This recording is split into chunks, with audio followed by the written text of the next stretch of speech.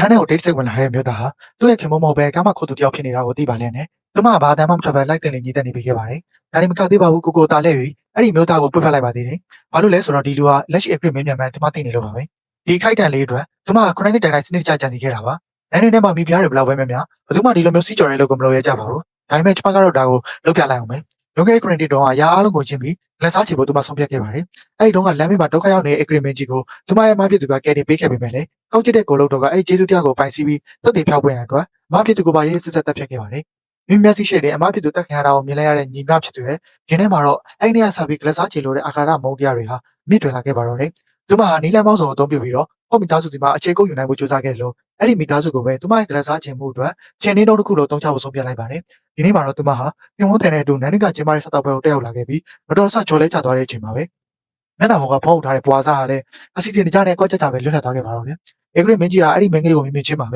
တစ်ချက်တည်းနဲ့သဘောကျနှစ်သက်သွားခဲ့ပါတယ်။နောက်ပိုင်းမှာမင်းကလေးကသူမကိုယ်တိုင်ချက်ထားတဲ့ဂန်းကောင်ပဲရန်နဲ့အေဂရစ်ကိုတောင်းပန်ဖို့လာတဲ့အခါမှာတော့အေဂရစ်ကခွက်ကိုယူပြီးအတင်းချက်တောက်ပြလိုက်ပါတယ်။အဲ့ဒီလိုရပေါ်မှာဘေးကလူတွေကဝိုင်းဝန်းပြစ်တင်ကြပေမဲ့လည်းသူမကတော့အေဂရစ်ရဲ့ရွှေကိုတော့ကျမ်းမာပေးခဲ့စီဖို့အတွက်အစိတ်ရှိမရှိကိုအရင်ဆက်ပေးတာပါလို့ဒီဒီငြိမ်မဲ့ပြန်ပြောခဲ့ပါတယ်။အဲ့နောက်မိန်းမစိုးကခွက်တစ်ခုလဲပြီးဖို့ကြိုးစားခဲ့ပေမဲ့အေဂရစ်ကတားဆီးလိုက်ပါတယ်။ဘာလို့လဲဆိုတော့အေဂရစ်ဟာဒီချိန်မှာတော်တော်ကိုစိတ်ဝင်စားဖြစ်သွားပြီးတော့ဝမ်ကုတ်ကိုကောက်ကင်ကတစ်ချိန်တည်းမောချလိုက်ပါတော့တယ်။ဒီဝိုင်ကအရန်ကိုချုံမိလာတယ်လို့လူပုံထဲမှာပြောလိုက်တဲ့အခါငါသာမိသွားပြီဆိုတာကိုမင်းသမီးလေးကချက်ချင်းသိလိုက်ပါပြီ။ဘယ်တော့ပြီးမှာတော့အေဂရစ်မင်းဟာမင်းကလေးကြံထားခဲ့တဲ့မျက်နှာပေါ်ပွားလေးကိုတွေ့ရှိသွားခဲ့ပါတယ်။သူမစီသွားပြန်ပေးဖို့ပြင်လိုက်တဲ့အချိန်မှာပဲမက်ဆီရှိကမြင်ကွင်းတစ်ခုကိုတွေ့လိုက်ရပါတယ်။ဒါတကယ်တော့သူ့ကိုမြင်စေခြင်းလို့သူမတင်ပန်တီးထားတဲ့မြင်ကွင်းပဲဖြစ်ပါတယ်။ချက်ချင်းဆိုသလိုပဲအေဂရစ်ဟာအခွင့်အရေးကိုအရယူပြီးမင်းကလေးကိုနောက်ကနေတိုင်းဖက်လိုက်ကတကားနာကိုတွန်းပို့ပြီးတော့သူမရဲ့နှကန်းလွှာတွေကိုငမ်းမြနမ်းလိုက်ပါတော့တယ်။မြင့်မြတ်တဲ့တော်ဝင်မီဖျားရဲ့တန်လိုင်းတွေနားတွေကိုတိုးဝင်လာပါပဲ။မိမိဟာဒေးဗန်ရှိတဲ့အိမ်မက်ဆိုးတစ်ခုကိုမှတ်နေကြတာဖြစ်ကြောင်းသူတတိထားမိသွားခဲ့ပါတယ်။အေဂရစ်မင်းမြတ်ကသူမကိုရေးမလို့ပဲတော်ဝင်မီဖျားရဲ့နားကနေထွက်ခွာသွားတော့မြင်လိုက်ရတဲ့အခါမှာတော့သူမဒေါသလေးလေးထွက်လာပါတော့တယ်။သူမချက်ချင်းပဲပေါက်ကွဲသွားပြီးဒေါသအဟောင်းတွေက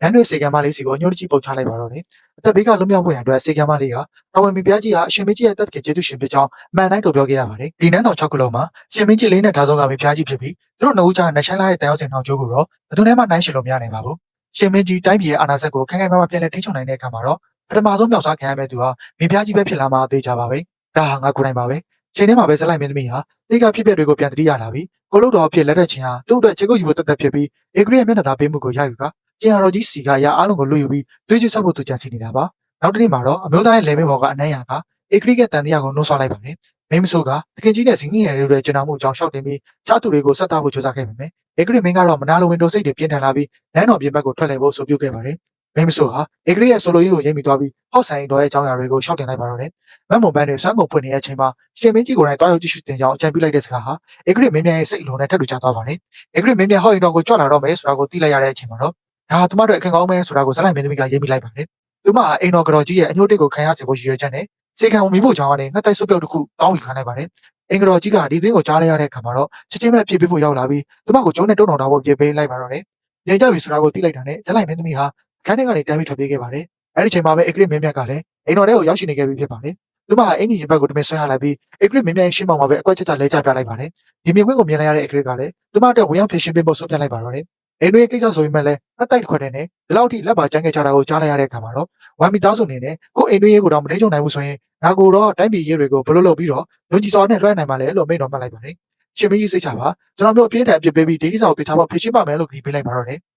ဂရင်းမင်းမြတ်ရဲ့အမိန့်တော်အရဒီနေ့ကစပြီးလန်ရရဲ့ကိုလုတ်တော်လေးဟာဘလို့လားတဲ့ရင်းနှီးမုန်းနိုင်မှုမျိုးဖြစ်စေဖို့အတွက်တရားဝင်ဇနီးတယ်တွေကိုပြုစုစရာမလိုတော့ပါဘူး။ဇက်လိုက်မင်းသမီးကတော့လက်ထက်သွားရင်းနဲ့အေဂရီရဲ့လက်ချောင်းလေးကိုသူမရဲ့လက်ကလေးနဲ့ချိတ်ဆွဲပြီးနှုတ်ဆက်သွားခဲ့ပါတယ်။ရန်နိုင်ငံကြမှာတော့အချင်းသစ်ဘင်းဟာအေဂရီကသူ့ကိုတန်ဖိုးထားတယ်လို့ထင်မှတ်ပြီးဘုရားကျောင်းကိုခေါ်ဆောင်သွားခဲ့ပေမဲ့တကယ်တမ်းတော့သူဟာအေဂရီရဲ့စိတ်ရဲ့မှန်နဲ့ရဲ့ရွယ်ချက်ကိုလုံးဝမသိရှိခဲ့ပါဘူး။သူကအဲ့ဒီမိန်းကလေးကိုသာသူယာတုတိုးခဲ့မယ်ဆိုရင်သူမကိုတရားဝင်ဇနီးဖြစ်မြောက်စားမယ်လို့ပြေးပေးခဲ့ပါတယ်။ဒါပေမဲ့နောက်တစ်စက္ကန့်မှနေမယ်အဲ့လိုဟာနှိမ့်နှိမ့်ချစ်ချက်အိပ်ပျော်သွားခဲ့တာကြောင့်ဇက်လိုက်မင်းသမီးလည်းစိတ်သေးကနေကန်ဆောလုံးတယ်လို့ချိန်ဆရင်းနဲ့သူမရဲ့ရန်သူဟောင်းနဲ့ထပ်မံတွေ့ဆုံခဲ့ရပါတော့တယ်။အဲ့လိုဟာကိုလုတ်တော်ကိုတမင်ဒေါသထွက်စေဖို့ရန်အတွက်အေဂရီရဲ့ရင်သေးတော်ကိုမရရှိနိုင်တာကိုသိရောတဲ့အနေနဲ့သားစုပံမဲတော်ရုပ်ပွားတော်ကိုရည်ရွယ်ချက်ရှိရှိစသခဲ့ပါတယ်။အရာအားလုံးဟာသူမျှော်လင့်ထားတဲ့အတိုင်းဖြစ်လာခဲ့ပြီးကိုလုတ်တော်ကမိဖုရားကိုရန်နိုင်ဖို့လွှဲရလိုက်တဲ့အချိန်မှာပဲအေဂရီမင်းမြတ်ကကိုယ်တိုင်ကိုယ်ကျတားဆီဖို့ရောက်လာခဲ့ပါတယ်။မင်းမြတ်တဲ့ဘုရားကျောင်းဆောင်ထဲမှာရုပ်ပွားတော်ကိုတိုက်မိပြီးပျက်စီးစေခဲ့တဲ့အတွက်အေဂရိကကိုလုတ်တော်ကိုဒေါသတကြီးနဲ့မြေပေါ်လဲချအောင်တွန်းပစ်လိုက်အောင်လည်းမကပဲနေရာကိုမျက်နှာမူပြီးအမကိုပြန်လဲဆင်ခြင်ဖို့ဖြစ်ပေးလိုက်ပါတယ်။ကိုလုတ်တော်ထောက်ကသွားချိန်မှာတော့တလဲပိုင်းတစ်ခွင်းကသူမကိုတိမှန်သွားခဲ့ပါတယ်။ခြားတစ်ဖက်မှာတော့အမျိုးသမီးဆက်ဆောင်ဟာသူမကိုဘေးကင်းအောင်ကယ်တင်ပေးခဲ့တဲ့အတွက်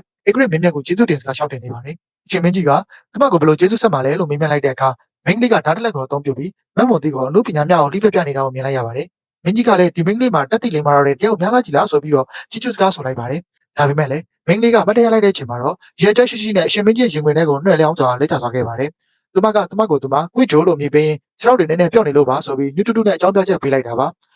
ကျန်းချိုဖူရန်ကတော့စိတ်နဲ့ကိုယ်နဲ့မကပ်ပဲကျမ်းမာရေးအားနေနေပုံရပါမယ်ကံကောင်းလို့လမ်းမပေါ်မှာသတင်းတွေပြန့်နေနေတာကြောင့်အမြန်သွားပြီးမိဆက်ကြည့်လိုက်ပါဦးဒီတီကအသားပပလေးနဲ့ရေရွှမ်းပြီးစားလို့ကောင်းလိုက်တာတကယ်ကိုရှက်သွေးဖြာစရာကောင်းလောက်အောင်ပါပဲဒါမိန်တော်ရှိတာမျိုးမရှိရင်တော့ကျွန်တော်မျိုးရင်ဆုံးနှုတ်ဆက်ပြီးစုတ်ခေါ်ပြရစီတော့ရှင်မင်းကြီးဝိုင်းရှင်းလေးလိုဖြစ်စီအေဂျင့်နဲ့မင်္ဂလိတဟာနောက်တစ်ချိန်မှာနန်းနေဆောင်ထဲမှာတည်းကျွလင့်သွားရမယ်ဆိုရင်တော့ဒါတကယ်ကိုနှမျောစရာပါပဲဒါပေမဲ့လည်းသူတို့ရဲ့ရှင်ထဲမှာတော့အလိုချင်မဲ့မျိုးစေ့တွေကစတင်မြင့်တွယ်လို့နေပါပြီအဲကြောင့်ရောက်တဲ့အခါအခမ်းအနားကိစ္စတွေဆွေးနွေးဖို့ဆိုတဲ့အကြောင်းပြချက်နဲ့အရာရှိကိုတမင်တက်ဖယ်ရှားလိုက်ရသူလည်းစိတ်ပါပဲနဲ့တောက်ခွာသွားရမှာတော့လေအဲ့လူထွက်သွားတဲ့တပြိုင်တည်းမင်းကြီးဟာဒီညအတွက်ပိုင်ထွက်ထားတဲ့ပုံစံနဲ့စေခံကိုမတ်မွန်ချင်းနဲ့တင်းပြန်းတဲ့အမွှေးရည်နံ့တာတွေနဲ့ပြင်ခိုင်းပြီးရေချိုးဖို့ပြင်ဆင်ပါတော့တယ်အဲ့တဲ့တယောက်ရောက်လာတော့မှဖြစ်ပြီးသူ့အတွက်မင်းမြနိုင်တဲ့မှတ်တရတွေဖြစ်စေဖို့ပြင်ဆင်ထားကြပါတယ်အဲ့ချိန်မှာပဲအဂရိမင်းမြဟာပင်မနှမ်းနေသူတို့မျိုးတမင်တက်ဟန်ဆောင်လိုက်ပါတယ်အမတ်ချုပ်ကတော့ဆက်လက်တိုင်ပြီးဆွေးနွေးနေကြပြီးအချုပ်ကလည်းအရင်ဆုံးထွက်ခွာသွားကြပါပြီအဲ့ဒီကဟော့လန်ဟာဘင်းမင်းမြကြွလန်းသွားတဲ့လမ်းကြောင်းကသူ့ရဲ့ကိုယ်ပိုင်အခန်းစီကိုဦးတည်နေမဲ့ရုတ်တရက်တီးထားမိသွားပါတယ်သူကလည်းချက်ချင်းပဲမိန်းမဆိုးကိုအရှင်မင်းကြီးဘယ်ကိုကြောက်မလို့လဲဆိုပြီးလမ်းပေးလိုက်ပါတယ်ဒါပေမဲ့မိန်းမဆိုးကတော့အရှင်မင်းကြီးဟာကောင်းကင်ဘုံရဲ့သားတော်ဖြစ်တာကြောင့်ဘယ်ကိုကြောက်ကျင်လဲဆိုတာကျွန်တော်မျိုးလည်းမသိပါဘူးလို့ပြန်ဖြေလိုက်ပါတယ်အဂရိမင်းမြဟာသတိမထားပြီးပဲနဲ့မင်းကလေးရှိရာအခန်းကားချီကိုရောက်ချီသွားခဲ့ပြီးမင်းကလေးရဲ့ကြော်ရှင်လာပါတဲ့ကိုယ်အနေထားကိုလည်းလှမ်းပြီးမြင်တွေ့လိုက်ရပါတယ်ဘုန်းကြီးเจ้าလိုတန်ရှင်းတဲ့နေရာမျိုးဖြစ်နေတာကိုတော့ကျူးဆိုင်နိုင်တော့ပဲသူဟာအခန်းထဲကိုတန်းတန်းမှတ်မှတ်ပဲဝင်သွားခဲ့ပါတယ်သူ့ရဲ့အစစ်အမှန်ပတ်သားကိုထုံးပြချင်သေးတာကလည်းကျမရဲ့ဂျက်စီနဲ့တော်လေးကိုအဝင်ဝင်ချဖြစ်နေပါတယ်မရကြည့်တဲ့မရငယ်ကပို့ထားတယ်မရငယ်တဲ့ပြည်ဒေဇာကပို့ထားတယ်အားလုံးတက်ကိုးစားရတာကပိုရတာရှိတယ်ဆိုတဲ့စကားတိုင်းပါပဲအချိန်တော်ကြာမတွေ့ဖြစ်ခဲ့လို့စိမ့်သက်နေပြီမယ်အမှန်တော့သေးဖို့သိပြင်ထားတဲ့သူတွေအတွက်ဒါကြောင့်ပဲမင်းကလေးကအိတ်ခရစ်မင်းမြတ်ကိုအနောက်ကနေရွေချက်ရှိရှိနဲ့ပြန်ဖတ်ထားလိုက်ပါတယ်နန်းတဲ့ကဘယ်ကြတော့မှဒီလိုမှပဲအလိုမျိုးကိုလိုရဲမှာမဟုတ်ဘူးလို့သူမတက်ဆက်ထားပြီးသားမို့ဒီချိန်မှာတော့ကျမလောင်းစားလုပ်ကြည့်ဖို့ဆုံးဖြတ်လိုက်ပါတယ်